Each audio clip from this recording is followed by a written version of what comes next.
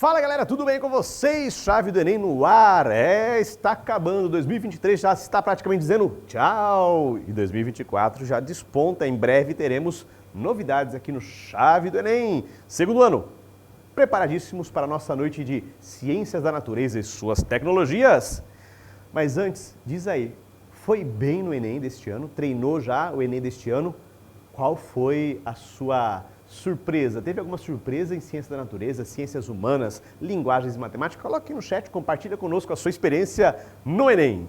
Bom, lembrando que semana que vem encerraremos o nosso ciclo 2023 com Ciências Humanas e o simulado já está aberto no seu eClass. Não se esqueça também, lá tem muito material, lá tem vários vídeos curtos que faz aquela síntese da apostila.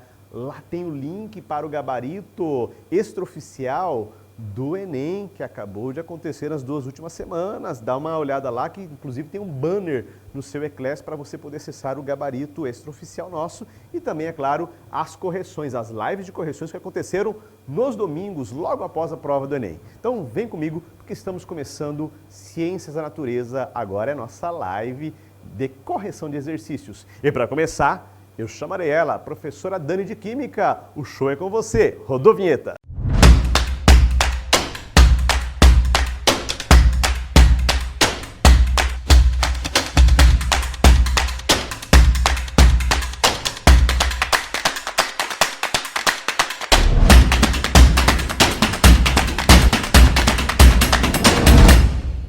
Olá pessoal, tudo bem? Boa noite, sejam bem-vindos. Aqui estamos na nossa última aula de Química do Chave do Enem 2023. Não poderia ser um assunto melhor, né? Eletroquímica, pilha e eletrólise. Então já separa o seu material, já pegue suas questões, pegue sua resolução, suas dúvidas e vamos lá. Vamos tentar ali tirar o máximo possível das dúvidas, caso ainda, você tenha ainda alguma dúvida, ok? Então vamos lá? Lembrando que a ordem das questões eu selecionei para apresentar aqui para vocês, mas você consegue ir acompanhando no seu material, beleza? Vamos lá então? Produção, pode colocar o slide. Aqui, então, hoje, módulo 3, pilhas, e módulo 4, eletrólise, ok? Bom, primeiro exercício, todos eles foram retirados do Enem, tá? O Enem, com exceção desse ano que eu não vi só na parte da física, traz o assunto de pilhas ou eletrólise, ok? Então aparece alguma coisinha. Dessa vez apareceu, mas foi mais pro lado da física. Bom, esse daqui fala que a bula de um determinado medicamento traz as seguintes informações. Mas assim, eu tenho o volume do frasco de 500 ml, eu tenho a composição, o que eu tenho nele, né? Então, cloreto de potássio, a quantidade, cloreto de sódio, quantidade, e a glicose também, a quantidade. De acordo com as informações apresentadas na bula, a substância que se encontra em maior concentração e não condutora de corrente elétrica quando em solução aquosa, isso também é importante, em solução aquosa, são respectivamente. Então, nessa ordem, maior concentração e não condutora. Tem que assinalar a alternativa que contém a substância nessa ordem, ok? Bom, primeira coisa que eu tenho que fazer, solução. Eu tenho uma solução, eu preciso calcular. Ele pediu, ele quer saber quem está em maior concentração nesse medicamento, ok? Então, eu tenho que resgatar lá o meu conteúdo de soluções para fazer esse exercício. Então, vamos lá. Primeira coisa, concentração. Concentração comum, já que é gramas por litro ou mililitro. Então, nesse caso, é a massa do soluto dividido pelo volume da solução, eu acho a concentração. O volume da solução, ele já me deu, que é o volume do frasco, de 500 ml. Converto isso para litros, e dividindo por 1000, e aí eu tenho 0,5 litros, ok? Bom, agora eu vou calcular então a concentração de cada uma das substâncias presentes nesse medicamento. O primeiro é o cloreto de potássio, o KCl, que eu conheço a massa de 75 miligramas, mas eu preciso transformar em gramas, certo? Então eu vou pegar e dividir por 1000 também. E vou jogar no cálculo para a concentração. Por quê? Porque o volume da solução ele já me deu, tá ali. Então se eu conheço a massa do soluto, no caso do sal do cloreto de potássio, conheço o volume da solução, eu faço a divisão entre os dois e aí eu tenho que a concentração dessa, né, solução ali com o cloreto de potássio é de 0,15 gramas por litro, ou vezes litro a menos 1, certo? Vou fazer para a segunda substância, que é o cloreto de sódio. Então, o NaCl, mesma coisa. Eu tenho a massa que já está em gramas, então não preciso fazer conversão. Tenho o volume que eu converti em litros, faço a divisão. 0,07 dividido por 0,5, né? Então, eu tenho ali uma concentração do cloreto de sódio nessa solução de 0,14 gramas para cada litro, certo? E por fim, mas não menos importante, eu tenho a glicose, certo? A glicose, que tem, né, 6 carbonos, 12 hidrogênios e 6 oxigênios. Eu conheço a massa, só que a massa está em quilogramas e eu preciso deixar todo mundo na mesma unidade, então gramas, né? Então faço a conversão ali, multiplico por 1000. Sei a massa, sei o volume, acho a concentração. Então 0,08 dividido por 0,5, 0,16 gramas para cada litro. Então, das 3 substâncias que eu tenho nessa solução, nesse medicamento, quem está em maior concentração? A glicose, 0,16. 0,16 é maior que 0,15, né? E 0,14. Então, tá aqui. Achei a substância que está em maior concentração, glicose. Com isso, eu já elimino a C, a D e a E. Fico entre a A e a B. Qual é a segunda condição que ele pede para que nós possamos analisar? Não condutora de corrente elétrica. Então, eu vou olhar ali para a glicose. Já destaquei, né? A gente já sabe por quê. Porque tanto o cloreto de potássio quanto o cloreto de sódio são compostos iônicos, certo? São formados ali pela doação e recepção de elétrons. E aí eu tenho um cátion e um ânion. Quando isso ocorre, eles se aproximam, cargas opostas se atraem, certo? Quando eu coloco eles na presença da água, a água perturba essa interação e eu tenho a dissociação iônica. Já a glicose, ela é formada pela ligação covalente, ela é uma molécula, certo? E mesmo colocando ela na água, ela não vai quebrar a ligação dessa molécula, ela vai apenas solubilizar, ela vai separar as moléculas, mas não vai quebrar a ligação entre os átomos que compõem a molécula. Então, a glicose, ela não é uma condutora de corrente elétrica, né? Compostos covalentes, com exceção do carbono, são péssimos condutores elétricos e térmicos, ok? Então, a nossa alternativa correta é a letra A, glicose e glicose, ok? A próxima questão fala sobre a nanotecnologia. Essa questão é uma questão de muito mais interpretação, certo? Então, a nanotecnologia é responsável pelo aprimoramento de diversos materiais, incluindo os que são impactados com a presença de poluentes e da umidade na atmosfera, causadores da corrosão, certo? O processo de corrosão é espontâneo, ele ocorre naturalmente e provoca a deterioração, nosso perdão, é o cansaço, gente, de metais como o ferro, que em presença de oxigênio e água sofre oxidação, certo? Conforme ilustra a equação a seguir. Então, eu tenho lá o ferro, mais a água, mais o oxigênio, formando o óxido de ferro hidratado, né? A presença ali da água, da umidade. Uma forma de garantir a durabilidade da estrutura metálica e a sua resistência à umidade consiste na deposição de filmes finos, certo? Nanocerâmicos à base da zircônia e da alumina. Olha a composição da zircônia, olha a composição da alumina, ok? Sobre a superfície do objeto que se deseja proteger. Então, são essas duas substâncias que são adicionadas, né, por meio de uma pequena camada protetora, ali um filme protetor, para que não ocorra a oxidação do ferro, ok?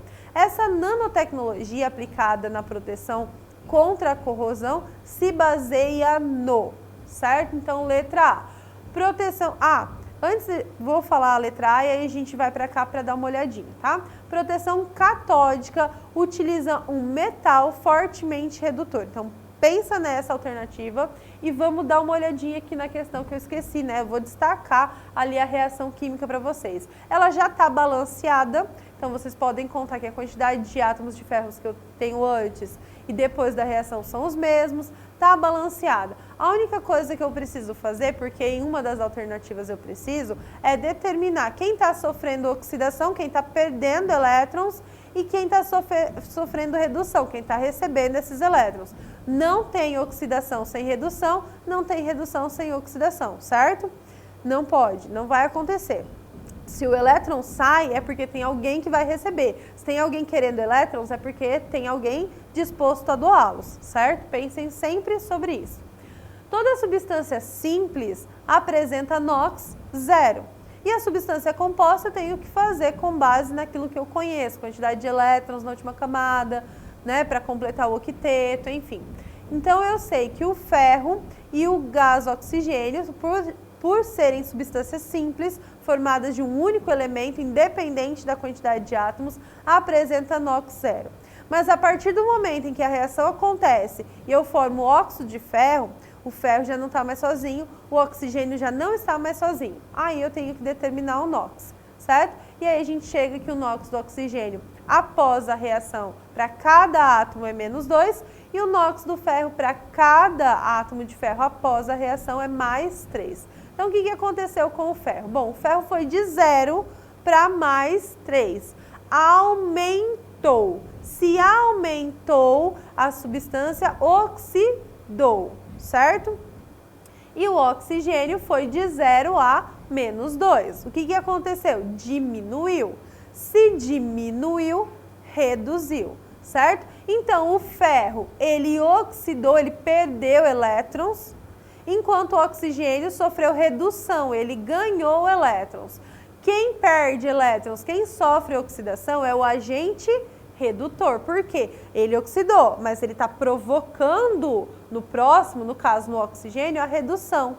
O oxigênio reduziu, certo? Então, ele ganhou elétrons, mas ele ganhou elétrons provocando, ou seja, sendo o agente oxidante, provocando a oxidação do ferro. Ele provoca o ferro para o ferro dar aquele elétron para ele, que ele precisa, certo? Bom, vou deixar essas informações aqui e nós vamos voltar para as alternativas. Quando nós lemos a alternativa A, proteção catódica, que utiliza um metal fortemente redutor. A proteção catódica, eu vou colocar alguém, né, um cátodo ali, para reduzir no lugar. Mas ele fala aqui, ó, que utiliza um metal. E ali, os nanocerâmicos, eles são a base da zircônia e da alumina. O metal é quando eu tenho o metal ferro, eu tenho só o elemento ferro. E aqui eu não tenho um metal, eu tenho a zircônia, que é um óxido de zinco. Eu não tenho só o zinco, eu não tenho um metal, certo? Eu tenho um óxido. Então, essa daqui não pode ser a nossa alternativa correta. Olha só, a B, uso de metais de sacrifício que se oxidam no lugar do ferro. Ok, só que nesse caso ele está usando a nanocerâmica. E a nanocerâmica ela não está usando um metal, uma substância simples, um único elemento. Ela está usando o óxido de zinco e o óxido de alumínio, certo? Então, não é um metal de sacrifício. Eu estou usando os óxidos, a zircônia, a alumina como proteção, certo? Então, também não pode ser a letra B. A C, passivação do ferro que fica revestido pelo seu próprio óxido. Então, eu estou adicionando o óxido de ferro sobre ele? Não, o que eu estou fazendo? Estou usando o óxido. Ok, mas é o óxido de zinco e o óxido da zircônia, perdão, e o óxido de alumínio. Não sei por que eu pensei no zinco, que acho que eu vi só o Z ali e foi. Então, eu estou usando ali esses dois elementos. Não é o próprio, não é o óxido de ferro. O óxido de ferro, ele é proveniente da oxidação do ferro, né? Ele que vai dar o desgaste ali, aquele pozinho alaranjado, né? Que vai sendo desmanchado, vai desmanchando na nossa mão conforme o ferro vai oxidando. D, efeito barreira que impede o contato com o agente oxidante. Então ele fala assim, ó, os finos filmes de nanocerâmicos à base da zircônia e da alumina vão ter o efeito barreira, vão barrar. Por quê? Porque ele impede o contato do ferro com o agente oxidante. Quem é o agente oxidante? O oxigênio. Se eu vou colocar um plástico, né, vamos pensar num plástico, se eu coloco um plástico em volta do metal, o oxigênio vai ter o contato com o metal? Não vai, porque eu estou blindando, eu estou protegendo o ferro do agente oxidante, daquele que vai provocar a oxidação dele. Então essa é a nossa resposta correta. Mas por que que a letra E está incorreta, né? Por que que ela está errada? Porque ela também fala do uso de outros metais, mas eu não estou usando um metal sozinho, eu estou usando ele na forma de um óxido, certo? Então, fazendo a interpretação dessa questão, fizemos ali, identificamos quem era o agente redutor, quem era o agente oxidante, quem oxidou, quem reduziu, nós chegamos ali na letra D, ok? Se alguém ainda tem alguma dúvida sobre isso, manda pra gente, eu respondo, converse com o seu professor, mas é uma questão ali que exige um pouquinho da interpretação, mas depois ela dá tudo certo. No final dá tudo certo. A terceira questão, ela já vai envolver o cálculo, certo? Então, olha só. O quadro lista alguns dispositivos eletrônicos que estão presentes no dia a dia, bem como a faixa de força eletromotriz necessária ao seu funcionamento. Então, o relógio de parede, para ele funcionar, eu preciso, né, dessa faixa, de 1.2 a 1.5 volts. Um celular, 3.5 a 3.8 volts. Uma câmera digital, 7.5 a 7.8. Um carrinho de controle remoto, 10.5 a 10.9. E o notebook ou laptop, de 19.5 a 20 volts ali para ele funcionar. Considere que uma bateria construída pela associação em série, certo? De 3 pilhas de lítio e iodo, nas condições padrões, conforme as semi-reações de redução apresentadas. Então, tá aqui a semi-reação de redução, tanto, né, do lítio quanto do iodo. Então, tá aqui. E aí ele quer saber, essa bateria é adequada para qual funcionamento de qual dispositivo eletrônico? Então, eu vou calcular, né, a força dessa pilha, a voltagem dessa pilha, desse sistema, e vou ver qual é o equipamento que vai funcionar a partir dela, ok? Primeira coisa, então ali, né, o lítio, o iodo com 2 elétrons reduzindo, formando o iodeto, potencial de redução mais 0,54 volts. E o lítio ganhando um elétron, formando o lítio zero, potencial de redução menos 3,0 volts, certo? Então, como eu tenho duas semi-reações de redução, que é ganhar elétrons, reduzir é ganhar elétron, então eles têm que estar mesmo do lado dos reagentes, né, esses elétrons, eu tenho que olhar quem tem o maior potencial de redução. Quem tem o maior potencial de redução é aquele que de fato vai reduzir, consequentemente o outro vai oxidar.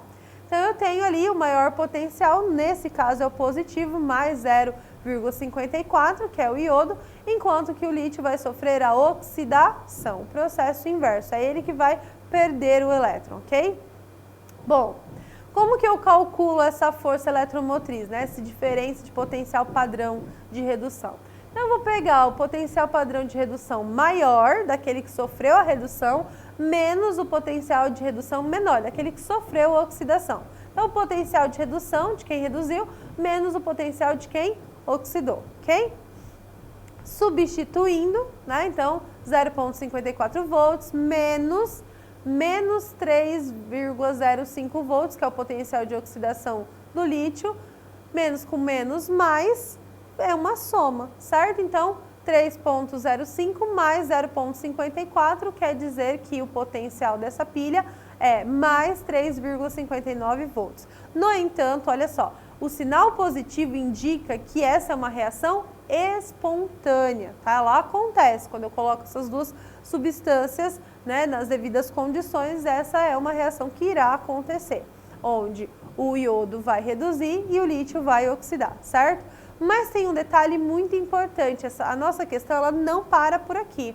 ela vai continuar. Por quê? Porque ele falou, olha, considere uma bateria que é constituída pela associação em série de 3 pilhas. Eu calculei para uma pilha de iodo-lítio, de lítio-iodo, né?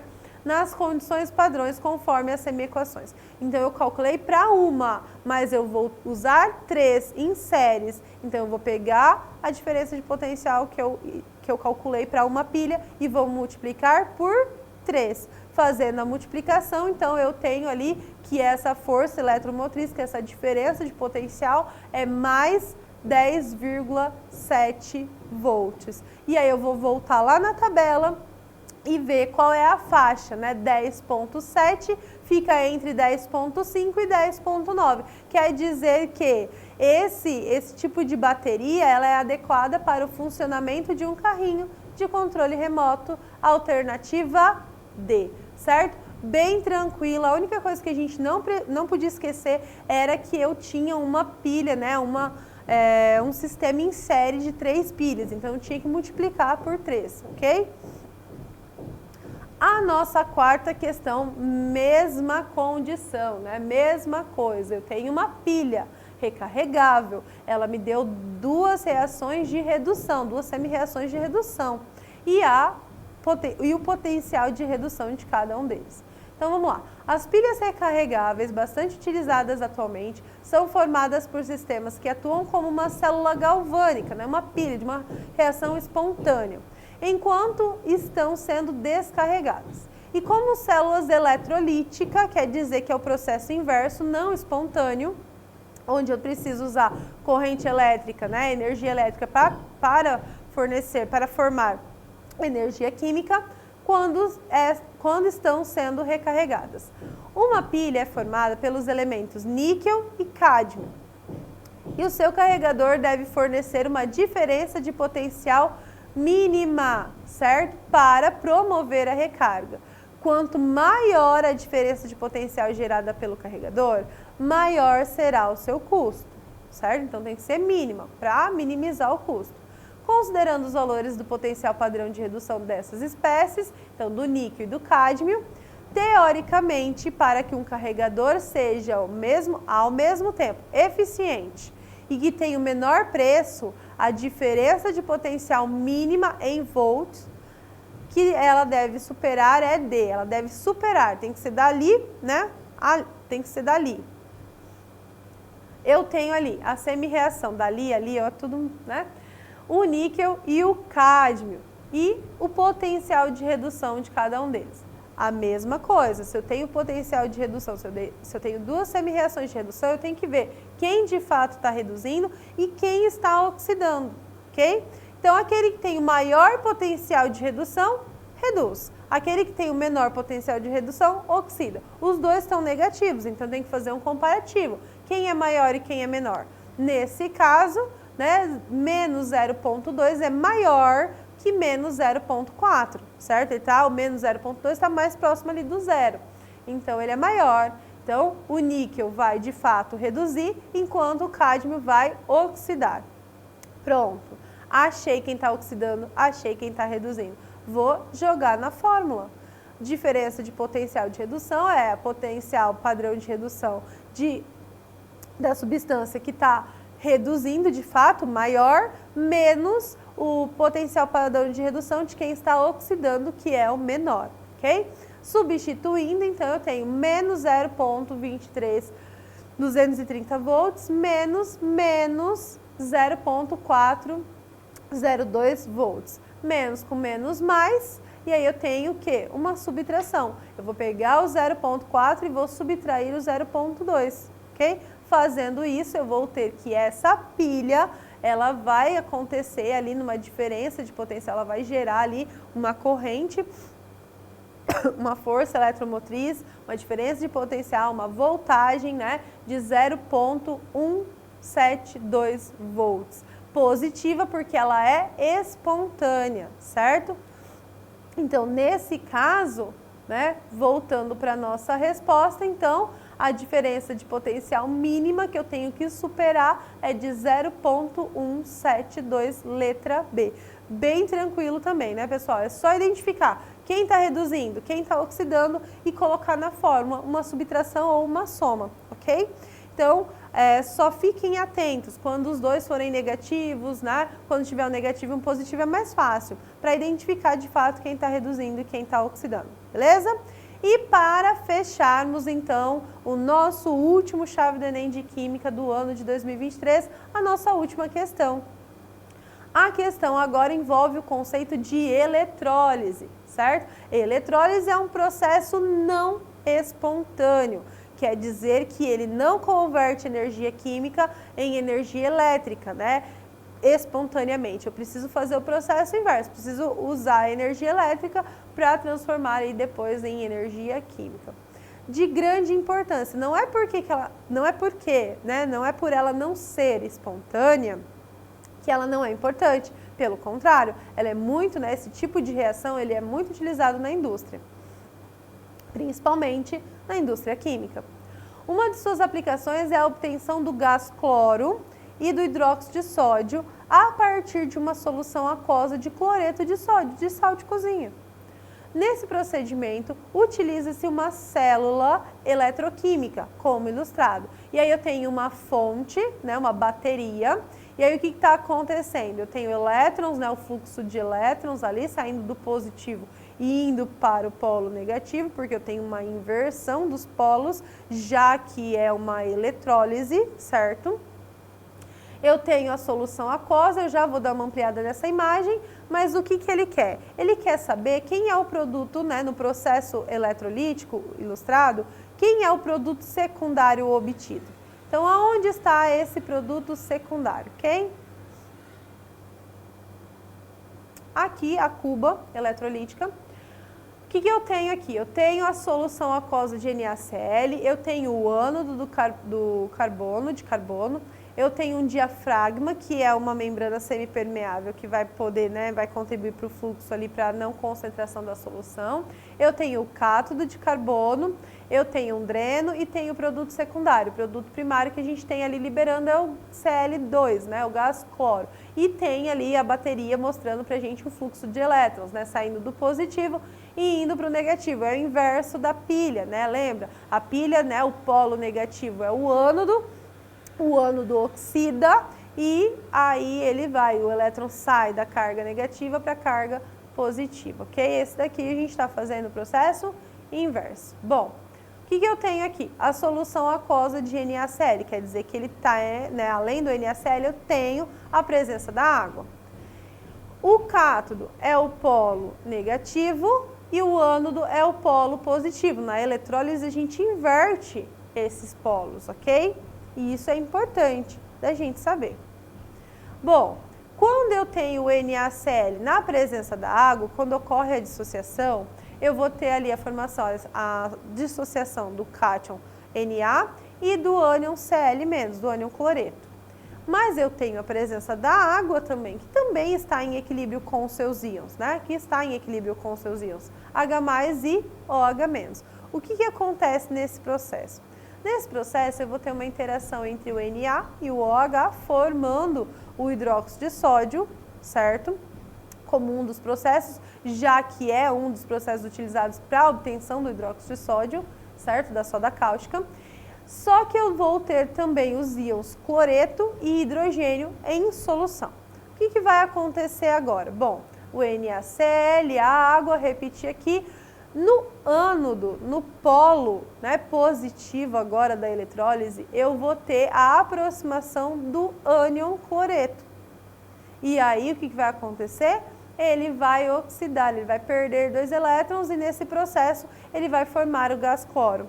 Já no cátodo, ele vai atrair o positivo. Por que o cátodo vai atrair o positivo? Porque ele está com elétrons. Ele é o polo negativo agora, ele está com elétrons lá. Se o hidrogênio está com deficiência em elétrons, ele vai ser atraído fortemente pelo cátodo, certo? E ao fazer isso, ele vai ser reduzido. Então, o hidrogênio ganha os 2 elétrons, né? Mais 2 elétrons, no caso, formando o gás hidrogênio. Cada hidrogênio ganha o seu elétron, formando o gás hidrogênio. E aí eu tenho todas as semi-reações e as reações que ocorrem nessa cuba eletrolítica ali, em que eu tenho a solução aquosa de NaCl com a presença, né, dos eletrodos, ok? O que acontece? Eu vou chegar numa reação global. A reação global vai somar tudo que eu tenho, passo a passo, desde a dissociação do NaCl, da água, a reação que ocorre no ânodo, no cátodo. O que eu tenho? Bom, eu tenho 2 íons cloreto sendo liberado e 2 íons cloreto sendo consumido. Então, posso cancelar. Eu tenho 2 íons hidrogênio sendo liberado e tenho 2 íons hidrogênio sendo consumido. Então, também cancelo. Eu tenho 2 elétrons sendo liberados e tenho 2 elétrons sendo consumidos. Então, eu também posso cancelar. O que sobra para nós? Qual que é a reação global? Bom, de reagentes sobraram o cloreto de sódio, a água. Eles reagiram na cuba eletrolítica, formaram o hidróxido de sódio, o gás cloro e o gás hidrogênio. Olha, o gás hidrogênio ele não estava positivo? E ele estava positivo, ele aconteceu aonde? O que aconteceu com ele? Ele foi atraído pelo cátodo da eletrólise. E nesse caso, ele ganhou o elétron que faltava para ele e formou ali o gás hidrogênio. Então, a substância que eu desconheço, a substância secundária, é o gás hidrogênio. Ó, cátodo do carbono. Cátodo. Quem que vai se aproximar do cátodo? Aquele que precisa do elétron. No caso, vai ser o hidrogênio, ok? E aí, o meu produto secundário, então, é o hidrogênio molecular. Não é o hidrogênio sozinho. Ele formou o gás hidrogênio por meio da ligação covalente. É o hidrogênio molecular, ok? E com essa questão, então, nós finalizamos, pessoal. Eu espero que eu tenha contribuído ali com vocês no decorrer deste ano. Espero que vocês tenham ótimas férias, descansem, né? Tem mais ali uns dias de aula, estudem para as provas, mas depois descansem. E o ano que vem espero vê-los novamente. Até mais, tchau, tchau!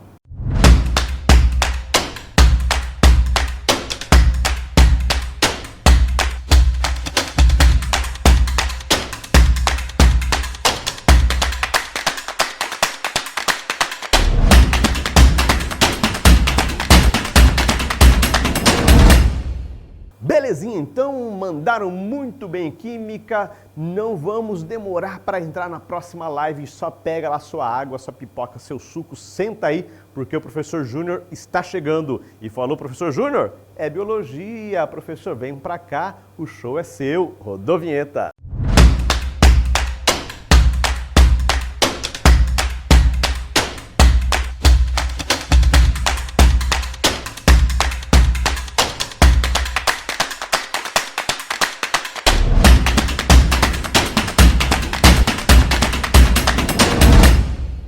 Fala galera, tudo bem? Professor Nelson Júnior de Biologia, hoje dia de Ciência da Natureza, Biologia, Química e Física. Eu, professor Nelson Júnior, depois você tem a professora Dani, você tem o professor Michel de Física. Então é um dia realmente especial, você sabe que é. E a aula de Biologia se torna ainda mais especial. E hoje é o Chave do Enem número 8.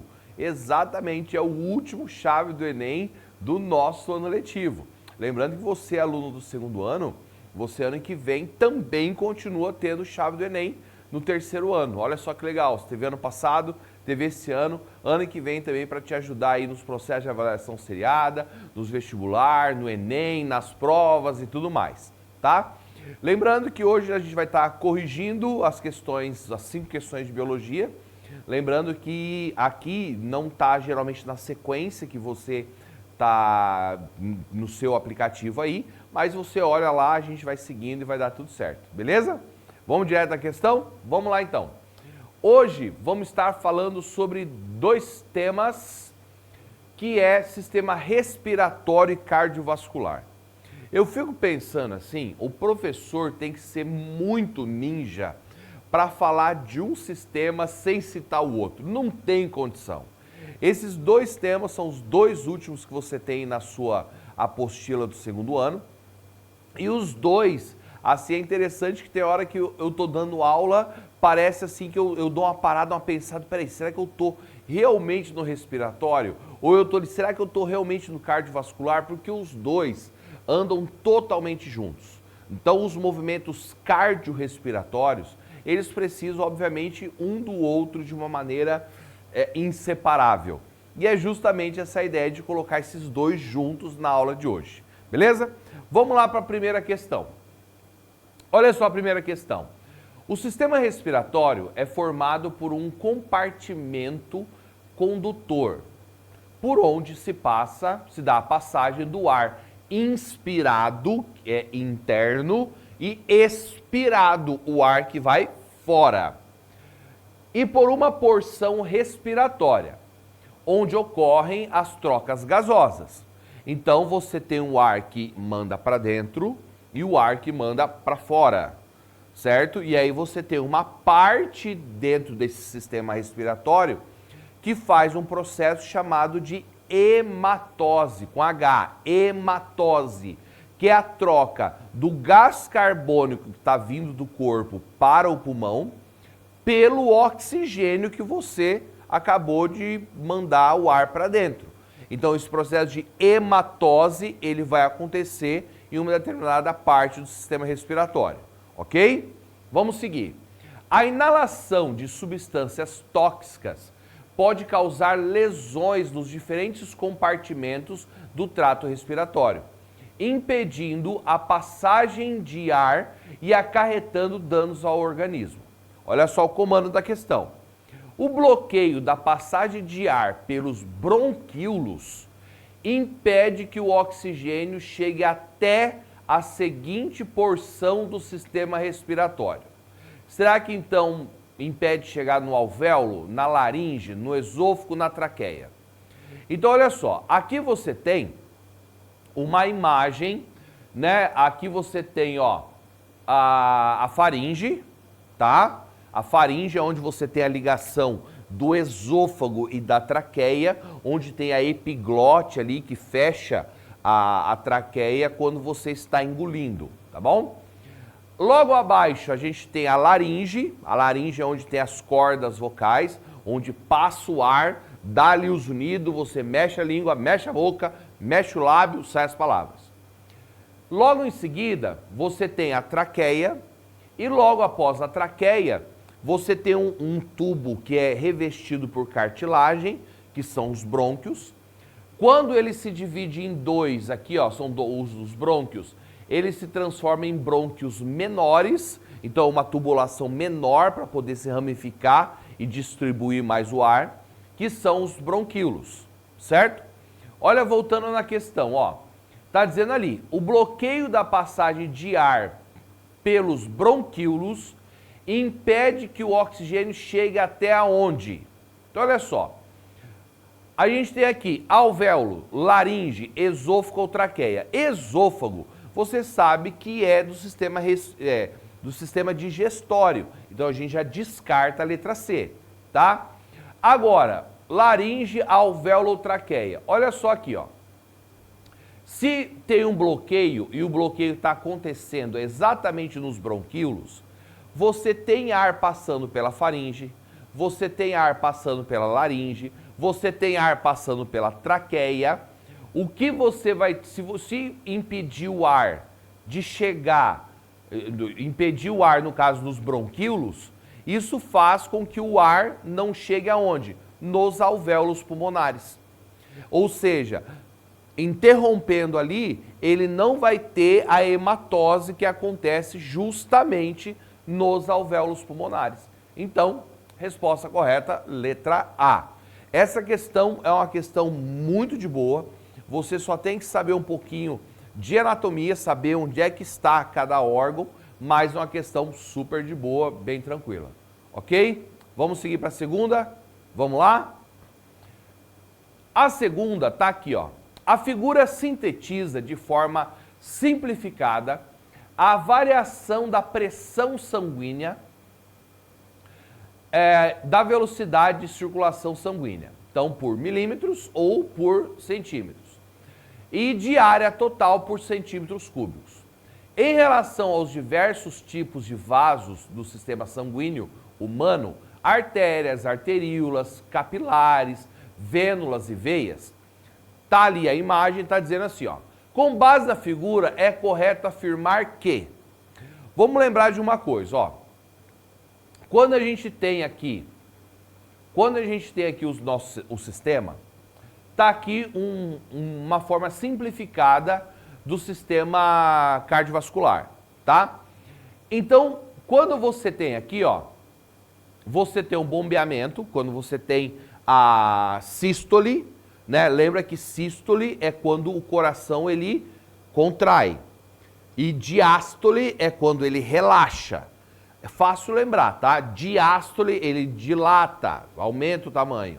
Então, sístole é quando ele faz aquele tum e o diástole é quando tem aquele tum menor. Então, quando você pega os dois dedos, indicador e medial, e coloca aqui na carótida, você sente assim, ó, tum, tum. Então, o tum maior seria quando você tem uma contração para mandar o sangue fora, certo? O que vai acontecer? Esse sangue, ele vai passar as artérias. Das artérias vão se tornar artérias menores, que a gente chama de arteríolas. E quando chegar no tecido, lá na célula, onde precisa do oxigênio, dos nutrientes, seja o que for, eles são chamados de capilares, que são ainda menores. Ainda menores. Capilares porque são artérias que parecem muito com fios de cabelo, de tão fininhas que são. Quando passa pelo tecido e deixa o oxigênio, deixa o nutriente, pega gás carbônico, pega o que não vai ser aproveitado e segue, você vai passar pelas aqui chamadas, ó, vênulas, que seria como se fossem as arteríolas, né, são menores. Então sai do capilar, vai para as vênulas, são menores tubinhos, e depois elas ficam maiores, que são as veias. E aí volta para o coração, colocar que volta para o coração e segue todo o processo novamente. Então olha só, aqui tem uma outra imagem que seria aqui de um capilar. Então você está vendo aqui, ó, que está vindo a vênula, está saindo o sangue. Sempre que você vê sistema cardiovascular, gente, na apostila, em qualquer livro, eles sempre colocam a cor vermelha para o sangue que está mais rico em oxigênio. E o sangue, no caso, a cor que está azul, seria o sangue venoso, que vem de veneno, porque ele está cheio de gás carbônico, que é tóxico. Então, por isso, dessa cor azul. Desculpa. Aí, o que acontece? Esse meio aqui que você está vendo, ó, tá vendo esse meio aqui? É onde você vai ter o tecido. Então, por exemplo, é um músculo. Ele está chegando aqui, ó, os capilares, cheio de oxigênio, vai mandar isso extrapolar para o tecido muscular. O que não for aproveitado pelo músculo e o gás carbônico vai sair aqui por esses capilares e sai pela vênula, tá? Então, obviamente, se eu tenho aqui talvez uma velocidade diferente, isso faz com que você tenha uma boa irrigação dos nutrientes para o tecido, ok?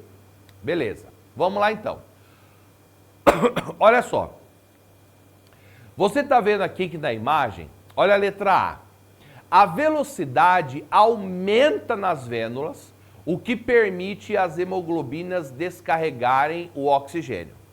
Então, você viu aqui, ó, por que aqui vai aumentar a velocidade e aqui que eu vou descarregar o oxigênio? Não, você vai descarregar nos capilares. Então, tá errada. Olha a letra B. A pressão sanguínea cai nos capilares, vênulas e veias, pela presença de válvulas nesses vasos. Então, assim, a pressão sanguínea, ela tá caindo nos capilares. Olha só o que está acontecendo lá, ó. Valores progressivos. Você está vendo que a pressão sanguínea, o que está acontecendo? Ela está continuando ali, ela tem um certo aumento e depois ela tem uma diminuição, tá? Então, não está acontecendo a mesma coisa que está acontecendo nos capilares, não está acontecendo nas vênulas e também nem nas veias. Então, a ação, a pressão está acontecendo totalmente diferente, tá? Seguindo aqui, ó. Letra C. A pressão diminui a partir dos capilares, o que evita acidentes vasculares em vasos menores. Gente, o que acontece? A pressão vai diminuir, evitar com que evite acidentes vasculares em vasos menores. Não. Então, assim, o que você está vendo ali? Você está vendo que os valores eles são progressivos. Está vendo que a área é maior e a pressão sanguínea, os valores são maiores. Então, o que acontece? Ah, mas vai aumentar a pressão aqui nos capilares, evita acidente vascular. Ah, tem sei lá, uma variz, alguma coisa disso? Também não, tá? Por quê? Porque esses vasos capilares são bem fininhos e a ideia é de você aumentar exatamente para com que possa extrapolar o conteúdo até o tecido, tá? Olha a letra D. A área aumentada na região dos capilares, o que permite maior eficiência nas trocas gasosas. Você está vendo que todas estão em centímetros, milímetros, e a área total aqui, no caso dos capilares, está em centímetros quadrados. Então você tem uma área maior, isso faz com que você tenha tempo suficiente de mandar os nutrientes e o oxigênio dos capilares para o tecido, tá? Então, a gente já sabe que essa é a resposta correta. Professor, e a E, por que ela está errada? A velocidade é inversamente proporcional à área por conta do batimento sistólico do coração. Então, significa que essa velocidade ela vai ser menor em relação ao batimento cardíaco. Então, o seguinte, você tem ali o batimento, você manda o movimento sistólico, você manda o sangue para fora, aí a velocidade diminui proporcionalmente quando chega nessa área. Então, a gente vê ali no gráfico também está errado, tá bom? Então, essa questão, ela é uma questão que ela tem um nível mais alto, porque primeiro ela tem um gráfico ali para analisar. Só que se você com bastante calma, você consegue interpretar muito bem. Você vê aqui, por exemplo, ó, que a velocidade, a pressão sanguínea, ela se torna bem grande ali nas artérias, nas arteríolas, e depois ela vai tendo uma diminuição. Você vê nas veias, por exemplo, aqui ó, diminuição também. Aqui ó, você vê uma maior velocidade. E aí você percebe que tem uma maior velocidade, maior pressão, você tem ali na área dos capilares. Então, interessante isso exatamente para poder irrigar todo o tecido, ok? Vamos para a próxima. Analise a ilustração do processo de trocas gasosas em um alvéolo pulmonar. Então, você está vendo aqui um alvéolo, a gente já falou agora há pouco na primeira questão sobre os alvéolos, né? E você está percebendo aqui, ó, tá vendo essas duas flechas? Elas estão mostrando que o oxigênio ele está indo para o sangue e o gás carbônico está saindo do sangue para o alvéolo. Então, assim, quando você vai mandar o ar para dentro, o que acontece? Você vai inspirar, mandar o ar para dentro. Você vai estender os músculos, as costelas aqui, aumentar o volume do peito. Você contrai as costas para isso. Então, o que acontece? Você contrai as costas, como o pessoal faz lá, mistura olímpica, dá uma contraída aqui, ó. Você contrai as costas, aumenta o volume aqui. O diafragma, ele faz isso aqui, você não sente, mas ele está empurrando as vísceras um pouquinho para baixo para aumentar aqui o espaço e diminuir a pressão. Como assim diminuir a pressão, professor? Bom, tem uma quantidade de gás aqui dentro. Quando eu aumentei aqui, contrai as costas, o diafragma baixou, o que acontece? A quantidade de ar que estava aqui, mais apertadinha, vai ficar mais tranquila, a pressão vai diminuir. Então, o que vai acontecer? O ar, obrigatoriamente, ele entra, porque a pressão aqui fica menor do que lá fora. Então, o ar obriga a entrar. Quando você vai mandar o ar para fora, você relaxa as costas, o peito diminui, o diafragma sobe, o ar que está aqui dentro vai ficar bem pressionado, então ele vai ter um lugar de escape. O que vai acontecer? Ele vai sair pelo nariz. Então, entrou. A hora que você mandar fora, pronto, diminuiu a pressão, entendeu? Aí, quando o oxigênio ele chega no alvéolo, o sangue está passando.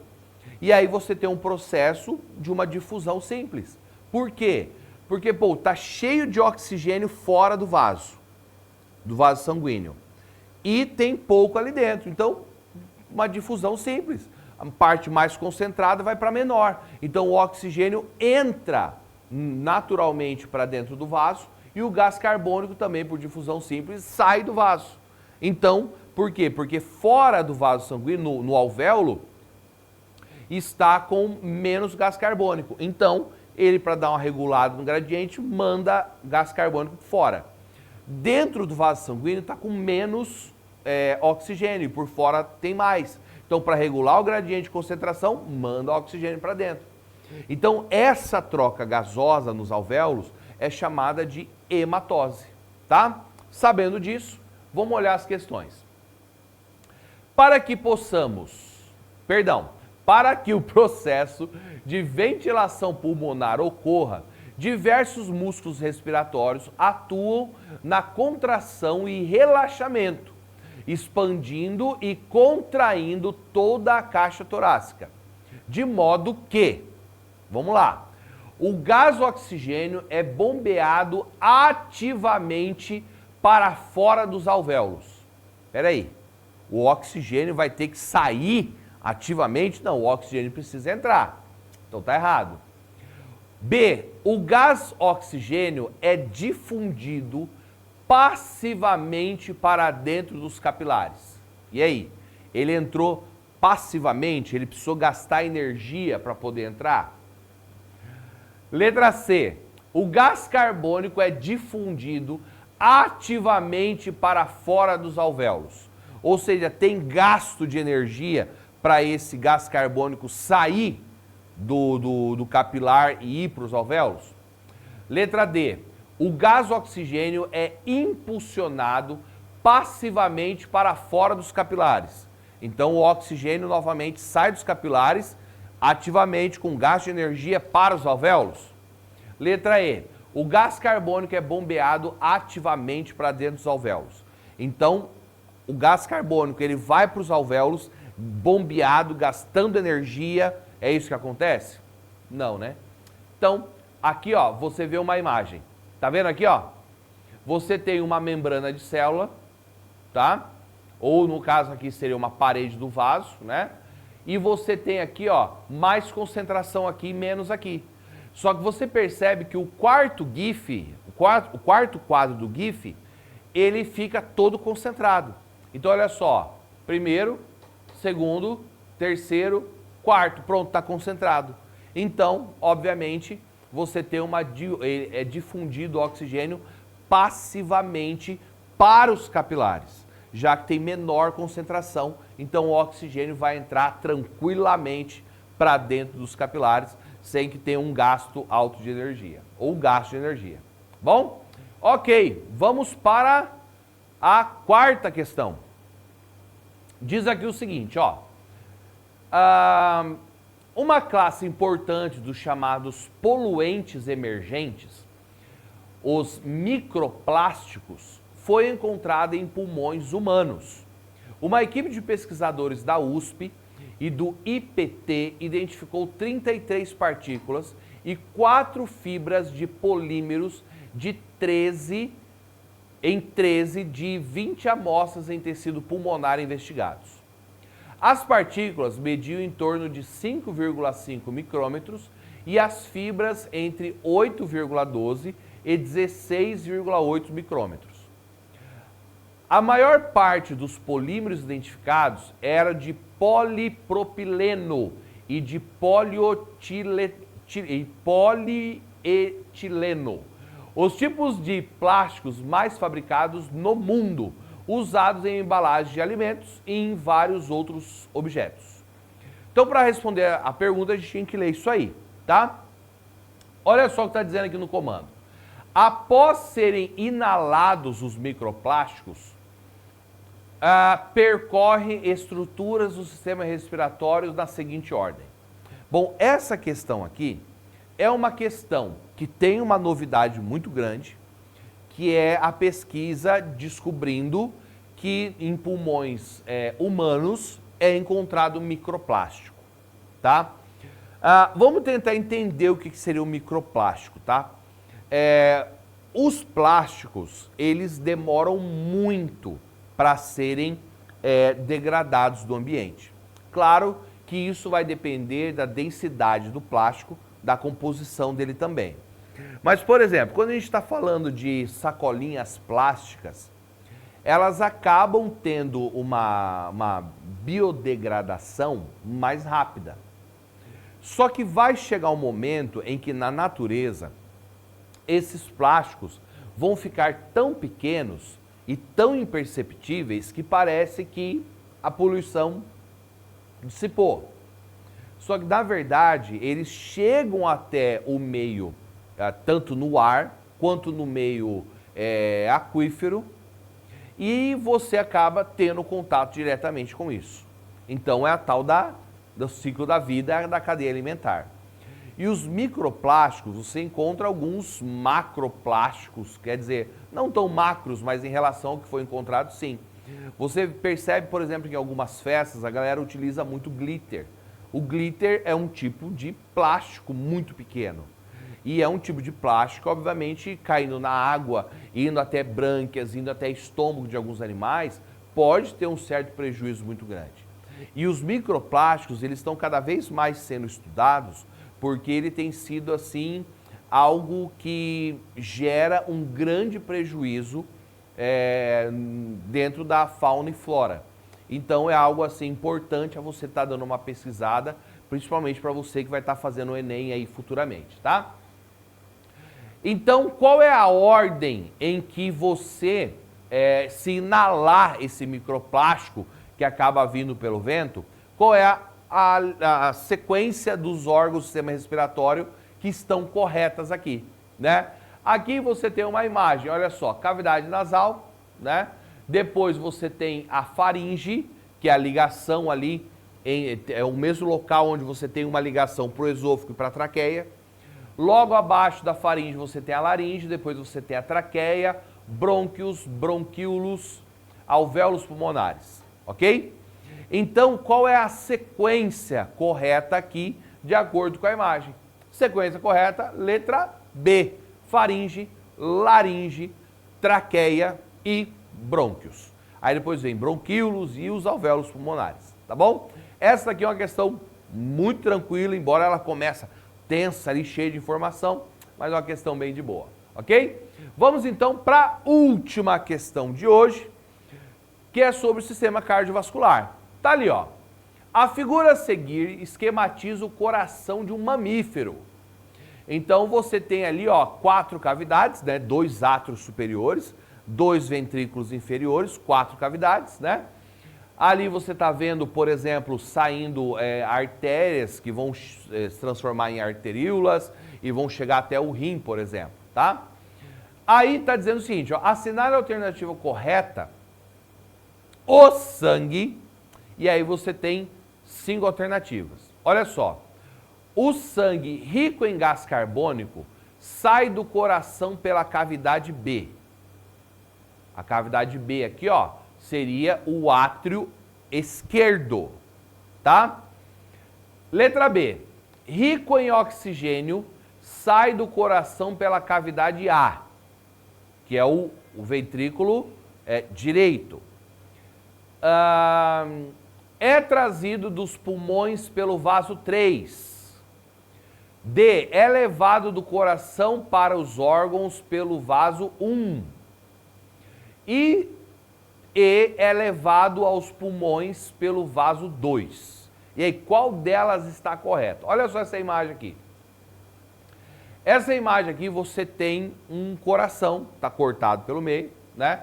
E aqui você está vendo o seguinte, ó. Tá vendo que está em azul? Esse que está em azul é o sangue venoso. Então ele está vindo pelo corpo, tá? Aí você tem aqui, ó, veia cava inferior, veia cava superior. Então, o que estiver vindo de gás carbônico aqui do cérebro, vem pela cavidade superior, veia cava superior, o que está vindo pelo corpo todo o restante vem pela veia cava inferior. Ela vai entrar aqui no átrio direito, vai passar pelo ventrículo direito e aí você tem essa válvula aqui, ó, tá vendo, ó? Aqui, ó, tá saindo aqui, ó. Você tem aqui, vai saindo pela artéria pulmonar, tá vendo? Que é essa daqui que tá em azul, ó, artéria pulmonar. Então isso significa que na imagem ali que você tá vendo, você tem a estrutura 2 saindo do ventrículo direito, levando o sangue que está indo do coração, né, para o pulmão. Então é o sangue que está vindo venoso, ok? Aí passa pelo pulmão, volta para o coração, só que agora ele volta aqui, ó, por essas veias pulmonares e vem pelo átrio esquerdo, veias pulmonares. Passa para o ventrículo esquerdo. O ventrículo esquerdo, ó, tá vendo essa artéria bem gigante aqui, a aorta, que no exemplo ali seria número 3, tá saindo, levando isso para todo o corpo, cheio de oxigênio. Por isso que ela tá vermelhinha ali no desenho. Aqui você tem um GIF, ó, que ele mostra exatamente o que está acontecendo, ó. Tá vendo, ó, as veias cavas chegando aqui do lado, ó, enchendo o átrio direito, ventrículo direito, vem aqui pela artéria pulmonar, tá vendo, ó? Ó, artéria pulmonar e leva até o pulmão. Volta aqui pela veia pulmonar, enche o átrio esquerdo, enche o ventrículo esquerdo, vem aqui pela veia aorta, que vai para a carótida e aí libera para cima, para baixo e todo o corpo, ok? Então é o seguinte, ó, letra A. Rico em gás carbônico sai do coração pela cavidade B. A cavidade B é o ventrículo esquerdo, que está cheio de sangue com oxigênio, tá? Então descartamos ela. Letra B. Rico em oxigênio sai do coração pela cavidade A. A cavidade A, gente, é o ventrículo que você está vendo aqui, ó, ventrículo direito. Então ele está mandando cheio de gás carbônico para o coração. Letra C, é trazido dos pulmões pelo vaso 3. Então você está vendo ali que o vaso 3, ele faz o quê? Ele é a aorta. Ele está fazendo o quê? Ele está levando o sangue cheio de oxigênio para onde? Para o corpo todo. Aí você tem ali o seguinte, ó. D, é levado do coração para os órgãos pelo vaso 1. O vaso 1, gente, é a veia cava, ele está vindo do coração, dos órgãos para o coração. E letra E, obviamente, é que está errado. É que está certa, perdão. É o único que está certo, que é o vaso 2, ó, que está representando aqui pela aorta, tá vendo aqui o meu dedo aqui está apresentando, e é esse que vai sair e levar para todo o corpo. Beleza? Essa daqui estava de boa, se você lembrar bem dessas figuras lindas e belas que você tem aí no seu livro didático, tá bom? Bom, espero que tenha acertado bastante, espero que tenha conseguido ir bem, né? É um conteúdo maravilhoso quando a gente estuda o corpo humano. Na outra chave que a gente teve, sistema digestório, se você não viu, dá uma voltada lá, no chave 7 você vai ter isso aí. Bom, eu espero que vocês tenham um ótimo final de ano, eu espero que vocês tenham ótimas festas, e aí a gente se vê no ano que vem para o Chave do Enem, terceiro ano. Grande abraço, gente. Tchau, tchau.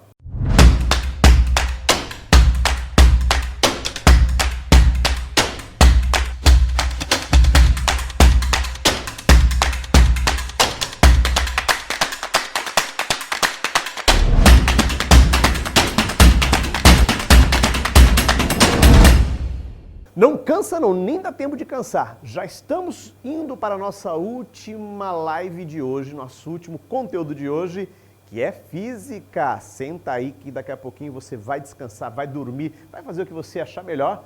Mas agora você vai acompanhar a correção dos exercícios de física com ele. Professor Michel, vem para cá, vem para cá, vem para cá, vem para cá. Vem dar seu show aqui. Agora rodou a vinheta.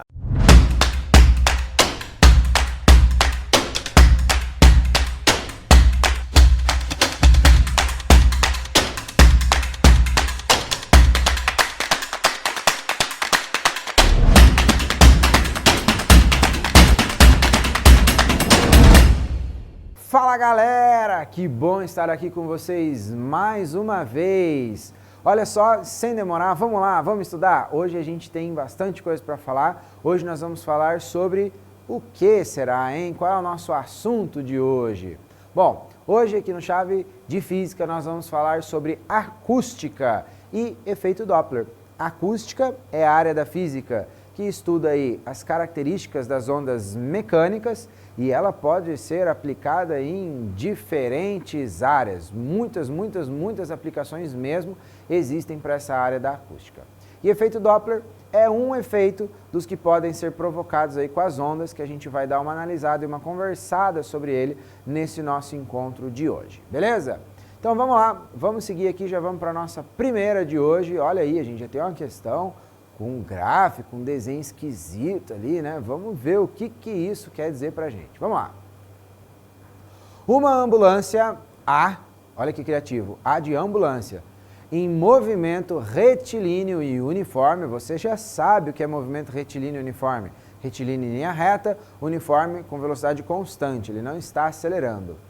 Aproxima-se de um observador O de observador, muito bem, olha só, você está esperto, hein? Que está em repouso, ou seja, repouso, ele está parado, a velocidade dele é 0 em relação ao referencial adotado aí para a questão. A sirene, lembre-se, a gente estava falando de uma ambulância, a sirene emite um som de frequência constante, FA. O desenho ilustra as frentes de onda do som emitido pela ambulância. O observador possui um detector que consegue registrar no esboço de um gráfico a frequência da onda sonora detectada em função do tempo, está ali, F0 de t, antes e depois da passagem da ambulância por ele. Então ele está registrando qual é a frequência do som que está chegando da ambulância antes da ambulância chegar e depois que a ambulância passou. Beleza. No esboço de um gráfico, a frequência... antes e depois da passagem da ambulância. Qual esboço gráfico representa a frequência F0 de t detectada pelo observador? Então a gente tem ali uma série de 5 gráficos, ele quer dizer assim, ó, qual deles representa os valores que foram aí encontrados por esse detector de frequências que ele estava utilizando. Bom, observe que a gente tem um esqueminha ali, um desenho para ajudar a gente a entender. Esta aqui é a ideia do efeito Doppler. O que é o efeito Doppler? Observe ali que a gente tem o ponto O, que está representando o observador. O ponto A é uma ambulância que está passando e ela está vindo ali correndo a uma certa velocidade, sei lá, uma urgência para atender alguém. E conforme essa ambulância emite ondas de som, ela própria, a ambulância, a fonte de som, ela também está andando. De maneira que quando ela emitir a próxima onda, a próxima frente de onda, ela vai ter ido atrás daquela onda que ela emitiu antes. E da mesma forma, a onda que está vindo para trás, ela está se afastando mais ainda, isso está representado por aquelas bolinhas. Observe que do lado direito, as circunferências, né, elas estão umas mais próximas da outra, e do lado esquerdo, essas circunferências elas estão mais distantes uma das outras.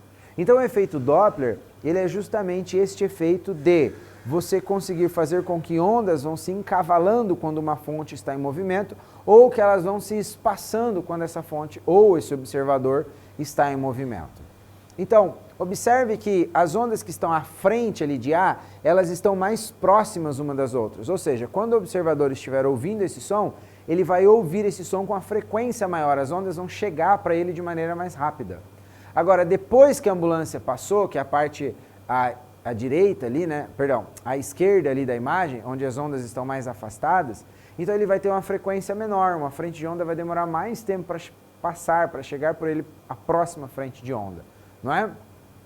Então, neste caso aí, a gente tem essa diferença de que quando a fonte está se aproximando do observador, a frequência ela é uma frequência maior, ela aumenta. E quando a fonte está se afastando do observador, a frequência ela é menor, ela diminui. Então, qual gráfico representa essa realidade para a gente? O gráfico que representa essa realidade para a gente é o gráfico da letra D. Observe que a frequência ela começa ali grande e termina menorzinha. De maneira que na linha pontilhada é a frequência que de fato está sendo emitida pela ambulância, que vai ser percebida quando essa ambulância estiver passando exatamente pela mesma posição ali que o nosso observador. Você poderia se confundir ali talvez com a letra A, né? Porque tem um gráfico ali parecido com a função seno, por exemplo, você vai pensar, como a ambulância faz uiu, uiu, uiu, né? Pode ser aquele gráfico ali, mas não é essa a ideia aqui. A ideia, se você já percebeu, é que quando a gente tem objetos se aproximando da gente com velocidade, seja uma ambulância, seja um carro de Fórmula 1, coisa que vai passar pela gente fazendo barulho, você percebe que o som ele começa agudo e assim que o objeto passa, esse som ele fica mais grave, ele fica diferente quando o objeto passa, né? Então esse efeito Doppler a gente consegue perceber ele no nosso dia a dia, simplesmente ouvindo os objetos. Beleza? Maravilha! Show! Então, olha só a questãozinha bem legal aí para ser resolvida sobre efeito Doppler.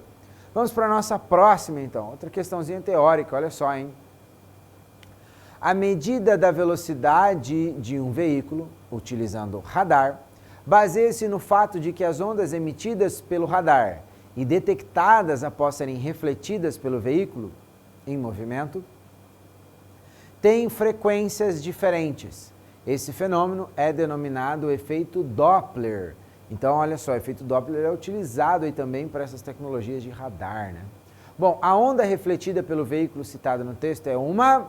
Bom, então, as ondas emitidas pelos radares, elas são ondas do tipo mecânica ou eletromagnéticas. E aí?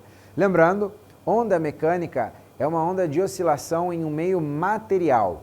E, de fato, alguns aparelhos parecidos com os radares, eles são utilizados basicamente para as mesmas funções que radares, para a gente detectar objetos, profundidades, né, deslocamento de coisas, mas são os sonares. Então, os sonares, eles são utilizados, por exemplo, em navios, né, alguns submarinos, para você conseguir ter localizações aquáticas. Então, eles usam, de fato, ondas mecânicas, ondas de ultrassom, por exemplo, ou de infrassom, para você conseguir fazer esses parâmetros que estão ali. Bom, agora no radar o que é utilizado são ondas de rádio e essas ondas então, elas são ondas eletromagnéticas e por serem ondas eletromagnéticas elas se propagam com a mesma velocidade que a luz, porque a luz ela também é uma onda eletromagnética, o que nos leva à alternativa letra B.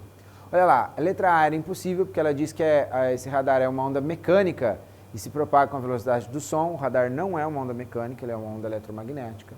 A letra C dizia que ele é uma onda mecânica e tem o mesmo comprimento de onda da onda incidente, né? Então ele não é uma onda mecânica, a gente já pode encerrar a questão por ali. A letra D até dizia que ele é uma onda eletromagnética e diz que tem o mesmo comprimento de onda da onda incidente. Ora, se a velocidade ela mantém-se constante, mas a gente altera a frequência, então o comprimento de onda ele também vai se alterar. Letra E. As ondas eletromagnéticas, é uma onda eletromagnética que, devido à sua alta frequência, se propaga com velocidade maior que a velocidade da luz. Não, a velocidade da luz é um limite de velocidade que a gente tem aí, né, para propagação de coisas no universo. Então, a única cabível aí para a gente responder seria a letra B. Essas ondas do radar são ondas eletromagnéticas que se propagam com a velocidade da luz. Muito bem, maravilha. A questãozinha fácil, né? Oh, essas aqui estavam muito fáceis. Não, vamos melhorar esse negócio, vamos melhorar, vamos lá. Olha só, essa aqui, bom, vamos ler ela primeiro de tudo, né? Uma sirene é acionada em uma fábrica da cidade de Taubaté. Beleza. Supondo que o som seja emitido com frequência de 500 Hz e que em direção à sirene corre um aluno de medicina que está praticando atletismo, a que velocidade deve estar esse aluno para perceber o som da sirene, uma frequência de 510 Hz, considere o módulo da velocidade do som igual a 300 metros por segundo. Opa, então aqui a gente vai ter que calcular, hein? Melhorou o negócio. E é de novo efeito Doppler. Observe que o estudante está correndo e por estar correndo o estudante, ele então está se aproximando, ele está passando por essas ondas que estão sendo emitidas lá em Taubaté, pela fábrica, né, da cidade de Taubaté. De maneira que ele pode perceber essas ondas com uma frequência maior do que de fato elas tenham sendo emitidas. A formulazinha que modela esse fenômeno para a gente é essa formulazinha aqui. Ela é a fórmula característica aí do efeito Doppler. Que ela diz que a frequência percebida, que é esse F', ela vai ser igual a F, que é a frequência que de fato está sendo emitida pela fonte, que multiplica a velocidade do som mais ou menos a velocidade do objeto. Esse mais ou menos aí depende, se você vai usar mais ou menos, depende se o observador, né, não objeto, desculpa, se o observador está se aproximando ou se afastando da fonte. E sobre Vs, que é a velocidade do som, mais ou menos Vf, que é a velocidade da fonte. De novo, mais ou menos vai depender aí se essa fonte então está se aproximando do observador ou se ela está se afastando desse observador. Beleza? Mas vamos lá, vamos substituir os valores aqui então. Ó. F' é a frequência que a gente quer que esse corredor aí perceba, que são os 510 Hz. F é a frequência que está sendo de fato emitida. Ele disse lá que o som está sendo emitido com frequência de 500 Hz. Vs é a velocidade do som, então posso substituir ela em cima e embaixo por Vs. V0 é a velocidade do observador, é a velocidade do rapaz que está aí correndo, né? E 300, e Vf, que é a velocidade da fonte, ali é zero, porque a fonte é uma fábrica, a fábrica não está andando para lugar nenhum, ela está parada. Então aqui a gente pode começar já a ir resolvendo. 300 mais 0 é 300, não vai mudar em nada, então eu tirei aquele mais 0 ali de baixo, deixei só o 300. Aí a gente pode simplificar o 500 com o 300 aqui na fração, corto 2 zeros em cima e embaixo, vai ficar 5 em cima e 3 embaixo, né? 5 no numerador, 3 no denominador. Aí a gente pode pegar esse 3 que está dividindo e passar para o outro lado multiplicando. Então a gente vai ficar com 510 vezes 3. E o 5 que está multiplicando, ele passa para o outro lado dividindo. Então a gente vai ficar com 510 vezes 3 dividido por 5. Do outro lado da equação sobra tudo aquilo que a gente ainda não tinha mexido, né? Que é o 300 mais o V0, ok? Muito bem. Aí a gente vai ter o seguinte, então, ó, 1530, que é o resultado de 510 vezes 3, se você que fizer 510 vezes 3, você vai chegar em 1530, dividido por 5. Isso tem que dar o 300 mais a velocidade desse nosso observador. 1530 dividido por 5, você pode pegar aí o seu rascunho, o seu papel, fazer sua continha, ele dá 306. Então 306 é igual a 300 mais V0. E a gente passa esse 300 subtraindo para o outro lado. A gente vai ficar com 306 menos 300 é igual a V0. E 306 menos 300, a gente descobre que a velocidade com a qual esse corredor teria que correr para conseguir ouvir o som aí da fábrica com uma frequência de 510 Hz é de 6 metros por segundo. É bastante até, né? 6 metros por segundo não é pouco não. Né? A pessoa está correndo aí e tal, uma marca interessante aí, curiosa e legal. Muito bem, olha só, a questãozinha também tranquilíssima essa daqui, né? Bom, talvez montar a fórmula ali, saber qual sinal vai usar, no mais, no menos, né? Talvez fosse um pouquinho mais desafiador. Mas a parte da resolução aqui e tal também bem tranquila, né? Foi uma questão aí bem legal de ser feita de efeito Doppler, beleza? Já sabe, se você está dando bobeira aí, deixa de dar bobeira, tira sua foto, posta lá, marca a gente no Instagram, vamos interagir, vamos comentar. Se você ficou com dúvida, você, claro, tem duas opções. Opção número 1, você pode mandar a sua dúvida para a gente. E olha só que legal, hein? Talvez pode ser que a sua dúvida apareça aqui na nossa transmissão. Olha só que legal, não é? Então não esqueça de ir mandando aí as suas dúvidas para a gente tirar. E coisa número 2 que você pode fazer, você pode voltar aqui essa explicação e assistir novamente a explicação para ver se aí você consegue pegar todos os passos dela e conseguir aí compreender completamente o que tinha para compreender nessa resolução, nessa questão de agora. Beleza? Então vai lá, reabastece aí sua aguinha, sua pipoca, o seu suco, o seu chá, porque é hora da gente continuar, nós vamos para a próxima. Então você pode levantar, dar aquela espreguiçada e aí nós vamos. Beleza? Vamos lá para a gente não se estender aqui demais. Vamos lá. Próxima questão. Em certas observações astronômicas, os cientistas encontraram situações nas quais é possível detectar o efeito Doppler com a luz. Bom, quando o efeito Doppler acontece com a luz, às vezes ele também recebe o nome de efeito Fizeau, ou efeito Doppler-Fizeau. Bom, nessas situações, a percepção de que a cor da luz emitida por certa estrela parece ser mais avermelhada do que realmente é, significa que... Bom, então, assim como o efeito Doppler pode acontecer para as ondas sonoras, para as ondas mecânicas, ele também pode acontecer para as ondas eletromagnéticas, para as ondas de luz, por exemplo. Então, quando a gente olha para uma estrela, essa estrela ela pode aparentar estar mais vermelha do que de fato ela é. Quando a gente olha, entenda-se aqui, eu estou falando da análise, né, da luz que está chegando dessa estrela. Bom, por quê? Qual é a razão dela aparentar ser mais vermelha do que ela realmente é? Bom, a gente consegue perceber isso melhor quando a gente dá uma olhadinha no espectro eletromagnético. O espectro é a organização dos tipos de radiações eletromagnéticas que existem. Observe que a gente tem aqui, ó, de um do lado aqui do espectro, do lado direito dele aqui, o vermelho. E lá do lado esquerdo, a gente vai começar lá com o violeta, né? Então, violeta, anil, azul, verde, amarelo, laranja, vermelho. A gente tem essa formação do nosso espectro de luz visível. Observe também que aqui embaixo estão as medidas dos tamanhos dessas ondas. O vermelho está perto ali de 700 nanômetros, o violeta está lá perto de 400 nanômetros. Né?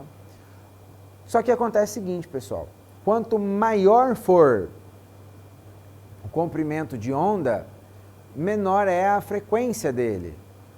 Então, eu posso dizer, em outras palavras, que o vermelho, que tem um comprimento de onda maior, ele tem uma frequência menor do que o azul. Uma coisa é inversamente proporcional à outra. Então, comparação com o efeito Doppler. No efeito Doppler, quando alguma coisa está se aproximando, a frequência aumenta.